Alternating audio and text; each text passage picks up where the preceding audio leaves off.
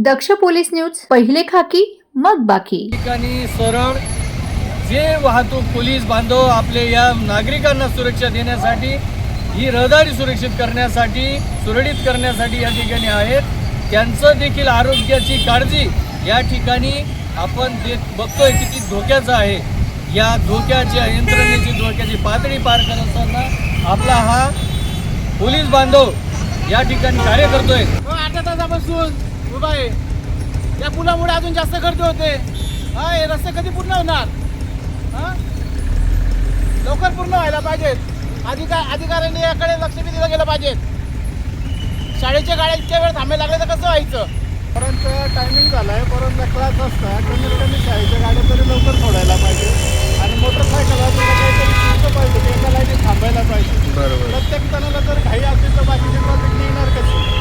आणि प्रशासन किती हे करणार? 4-5 ट्रॉफिकवाले आहे, पण त्यांना हे लोक कंट्रोल होत नाही. नमस्कार सर्व प्रेक्षकांचं दक्ष पोलीस न्यूजमध्ये मनपूर्वक स्वागत. आपण पाहत आहात दक्ष पोलीस न्यूज. आज नाशिक शहरातील सातपूर अंबड लिंक रोडवर या ठिकाणी आपण बघू शकतो. अशा प्रकारे हे कुंभमेळ्याच्या पार्श्वभूमीवर संपूर्ण शहरभर, संपूर्ण नाशिक शहरात या ठिकाणी कुंभमेळ्याच्या पार्श्वभूमीवर नगर विकासासाठी रस्त्यांची कामं चालू आहेत जागोजागी. परंतु आता शाळा सुरू झालेली आहे. या ठिकाणी रहदारीचा खूप मोठा रस्ता, 2 MIDC औद्योगिक क्षेत्राला जोडणारा हा रस्ता, अंबड औद्योगिक वसाहत आणि सातपूर औद्योगिक वसाहत या उद्योग वसाहतीला जोडणारा हा रस्ता. त्याच्यातच स्थानिक नागरिकांची, रहिवाशांची वर्दळ, त्यामध्ये शाळेच्या विद्यार्थ्यांची, ने-आण करणाऱ्या वाहनांची वर्दळ. अशा पद्धतीने पोलीस यंत्रणा या ठिकाणी कार्यान्वित असूनसुद्धा परंतु वाहनांची ही तारांबळ होत असताना स्थानिक नागरिकांचा असेल, या वाहतूक परिसरात शाळकरी विद्यार्थ्यांचा असेल, शाळकरी वाहनांचा असेल, किती या ठिकाणी एक असुविधा होताना दिसून येते.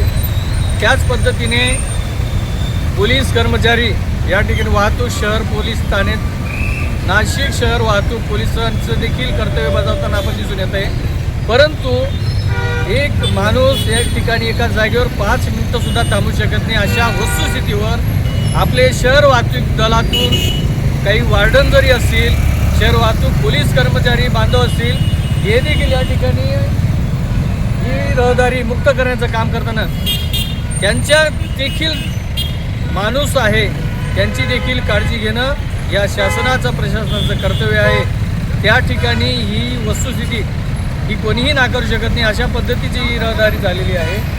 या रहदारीवर मात करण्यासाठी वाहतूक पोलिसांचं नियंत्रण आपण बघतोय. पाठीमागे वाहतूक पोलीस आपल्या यंत्रणेचा पुरेपूर प्रयत्न करून या ठिकाणी नागरिकांना, या वाहतूकदारकांना वाहतूक सुरळीत करण्याचं काम करत आहे. परंतु त्यांच्याही सुरक्षेचा प्रश्न या ठिकाणी दिसून येते. वाहतूक पोलीस या ठिकाणी आपल्या महिला माता भगिनी आहेत, वार्डन असतील, आणि वाहतूक पोलीस कर्मचारी या ठिकाणी बघतोय आपण, त्यांच्याकडे देखील आपण बघतोय. या ठिकाणी सरळ जे वाहतूक पोलीस बांधव आपले या नागरिकांना सुरक्षा देण्यासाठी, ही रहदारी सुरक्षित करण्यासाठी, सुरळीत करण्यासाठी या ठिकाणी आहेत. त्यांचं देखील आरोग्याची काळजी या ठिकाणी आपण बघतोय किती धोक्याचं आहे. या धोक्याच्या धोक्याची पातळी पार करत असताना आपला हा पोलीस बांधव या ठिकाणी कार्य करतोय. हे खूप गंभीर विषय आहे. या सर्वांची काळजी सदर प्रशासनाने या ठिकाणी घेणं तितकंच गरजेचं आहे. यांना सुरक्षितपणे यंत्रणा देणं या ठिकाणी दुरीचं असेल. साम्राज्य या पाण्या पावसाचे दिवस आहे, तरी सदर पोलीस प्रशासनाला या ठिकाणी या पोलीस बांधवांना सुरक्षिततेची देखील तेवढी दखल घेतली गेली पाहिजे. ज्या अर्थी जे पोलीस बांधव स्थानिक या ठिकाणी नागरिकांना सुरक्षा देण्याचं काम करतात, तेच पोलीस बांधव या ठिकाणी असुरक्षित असतील तरी कसं ते आपल्या जनतेचं सुरक्षा करू शकतात. धन्यवाद.